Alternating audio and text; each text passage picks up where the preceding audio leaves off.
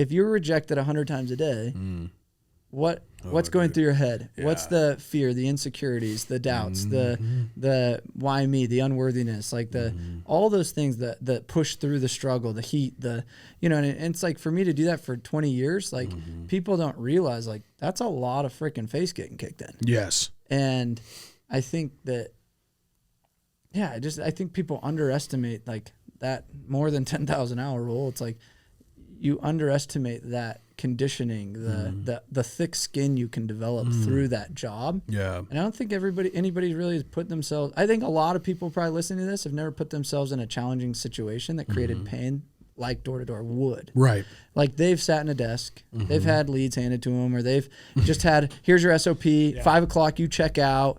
Yeah. They've never been in a place where it's do or die. Yeah. I don't eat if I don't sell. Yeah. My bank account, I make $0 this week and worked 80 hours. Yeah. Those situations are real in door-to-door. Oh, yeah. You worked 80 hours and made no money. Congratulations. That feels good. Yeah. Where you work 80 hours at your job and you're paid a W-2, you're getting paid. Yeah. Like it's just regardless of performance. Yeah. And so like to have to learn that hunter, the resilience, the emotional control, the self pick-me-ups 100 times over, helps you in any aspect of life. I mean, oh, geez. Let's just make sure everyone listening to this understands, because I feel like people understand door-to-door, but let's just break this down. Door-to-door, especially for summer sales door-to-door, right? Because some people do year-round door-to-door. It's a little lax. Yeah, right. It's a little bit more like, you go out the prime hours, right? It's not like day-to-day. In summer sales, where you go 3 to 4 months in the summer, right, which a lot of college kids are doing, which is a great way to make money. You will make a lot of money if you just push through and learn, is you get 3 to 4 months. And you go out, you're starting every day, 9 a.m., and you don't come home until 9 p.m. You're taking a 30-minute lunch in your car maybe, right? And guess what? The entire time I can go home. You can drive home. You can go back to your apartment and relax the entire time. Or you could ship back to Utah. Or you could ship back. You know what I mean? Yeah. And you'd be like, I was that kid that just couldn't freaking hack. Right, yeah. Which happens. It happens all the time because like you are out there every single day. And we're talking summer, so it is the heat. And you're standing in these doorways. And a lot of time these doorways, they're not insulated. The heat actually, microwave oven of sun collection. This metal door that's just emanating heat from you.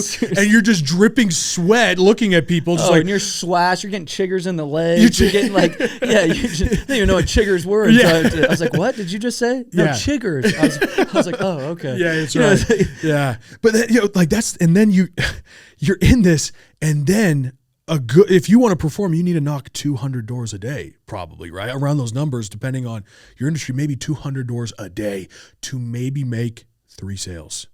That means that 197 people every single day are not just telling you, oh, no, thanks. No, we're good. But they're going like, what the hell are you doing here, right? Get the fuck off my property. Get the fuck off. I'm talking like, it's not I'm calling the cops on. No. And honestly, I get it, because people have now knocked on my door and I felt myself like, come on, But I'm like, no. I need to show grace. I understand what they're doing. I've been there. So I'll open the door. Like, hey, guys, I love you. Next door, we're not interested. We already have that. Water. And here's some water. And they keep pushing. I'm like, oh, I know why you're pushing. I understand the training you just had, but I'm sorry. And I shut the door. Exactly. But there's no grace in it, man. Yeah. You like brutal. I mean, hell, like I had an experience where a guy literally attacked me on the porch, like physically came at me, attacked me. And I'm in a fist fight on the front porch with this guy. Yeah. And he's just this crazy dude, because you don't know who's on the other side of the door. Yeah. I'm like, I'm going to fist fight in some random area with some guy because he's like, get the fuck off my property, and swings at me. Yeah. Like, holy shit. Dude, it is nuts. The stories. Like yesterday I had an interview with a company that reached out about doing a documentary on me. You should. And, dude. I was like, they're like, so what do you think the story would be? I'm like, what do you think the story should be? All the crazy shit that goes on with the door. They're like, what do you mean? I'm like, let me tell you.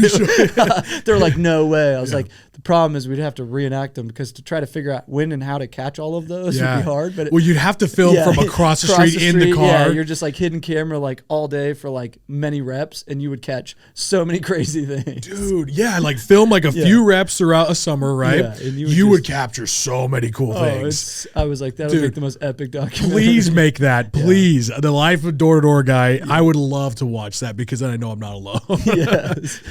But dude, like, I'm going to tell all my kids, as long as it doesn't become like illegal or someday, like 20 years from now, I want all my kids to do at least one summer. Oh, it's a rite of passage for my girls. Yeah. And like, it's funny, like my 7-year-old, she's like in class and they're doing this project of they're like drawing out what they want to do for their future career. And everybody's like firefighter, policeman.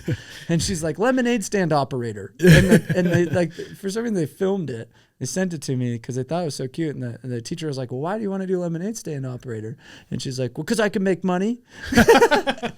I'm like, yes, that's right. That's right. Like, learn it young. Like, you go out and sling something, you make money. I like, love you that. can make money anywhere. But I was like, I love that she's already getting conditioned of like that mentality of like, you know, go eat what you kill and you don't have to take this normal standard W-2. Right. Here's what you're paid.